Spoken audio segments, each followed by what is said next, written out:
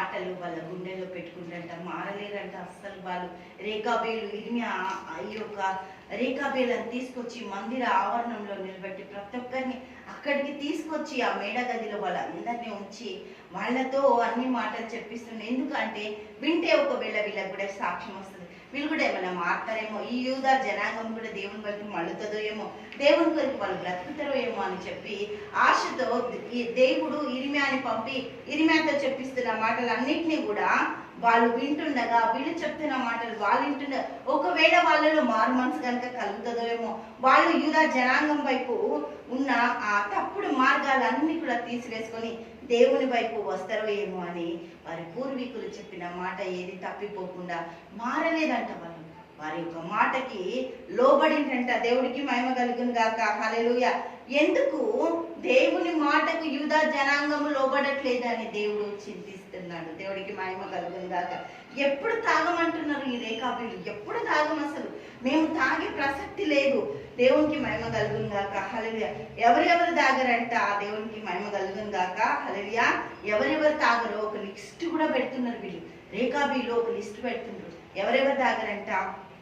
హల్లెలూయా. ఇర్మియా 35వ అధ్యాయము 5వ వచనం. నేను రేకాబీల ఎదుట ద్రాక్షారసంతో నిండిన పాత్రలను గిన్నెలను పెట్టి ద్రాక్షారసం తాగుడని వారితో చెప్పగా, వారు మా పితృడగు రేకాబు కుమారుడైన యెహోనాదాబు మీరైనను మీ సంతతి వారైనను ఎప్పుడును ద్రాక్షారసము తాగకూడదని మాకు ఆజ్ఞాపించను గనుక మేము ద్రాక్షారసము తాగనే తాగము. దేవునికి స్తోత్రం. మేము ఎప్పుడు తాగమంట, ఏ ఒక్క పరిస్థితుల్లో కూడా తాగడానికి అవకాశము లేదు. మేమే కాదు, మా సంతతి కూడా అంతేనంట. సంతతి రాబోతున్న తరానికి వీళ్ళు కాన్ఫిడెంట్ గా మాట్లాడుతున్నారు. మనకు మన ముందున్న పిల్లలదే కాన్ఫిడెంట్ లేదు.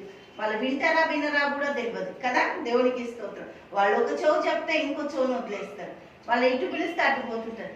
కానీ రేకాబీలు నెక్స్ట్ జనరేషన్ గురించి కూడా వాళ్ళు యెహోనాదాబు సాక్ష్యం ఇస్తుండు, వాళ్ళు తాగరు కన్ఫర్మ్.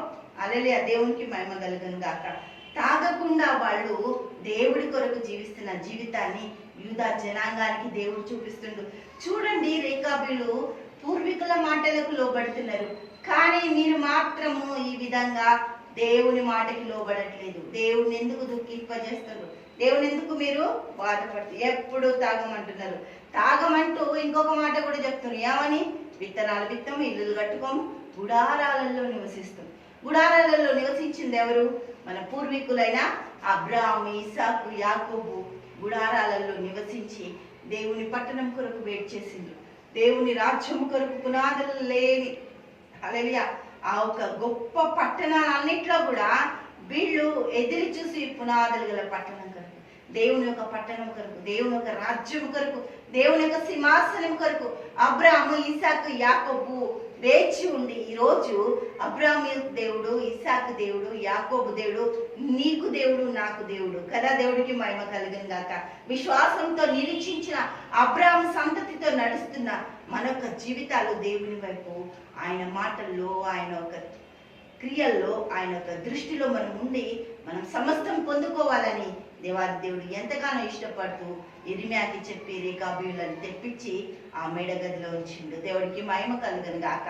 హల్లెలూయా. తండ్రి యేసయ్యానికి వందనాలు, స్తోత్రాలు. గొప్పది, అద్భుతకర, ఆశ్చర్యకర నీకే స్తుతులు, స్తోత్రాలు చెల్లిస్తున్నాం తండ్రి. ప్రతి ఒక్క కుటుంబము నా తండ్రి నీ మాటలు వినగలిగేటట్టు, నీ దయగలిగిన చూపులో తండ్రి నీ కనికరం వాళ్ళు పొందుకునేటట్టు ప్రతి కుటుంబాన్ని మీరు దీవించి ఆశీర్వదించండి. రేకాబీయులు తండ్రి నాయన పూర్వీకుల మాటలు విన్నట్టు నీ బిడ్డలైన ప్రభా తండ్రి ప్రతి ఒక్కరము నీ మాట వినేటట్టు శక్తి, జ్ఞానం, తెలివి, సహాయత దయచేసి నడిపిస్తున్న కృతజ్ఞతలు చెల్లిస్తే యేసు నామములో ప్రార్థిస్తున్నాము తండ్రి. ఆమేన్, ఆమేన్, ఆమేన్.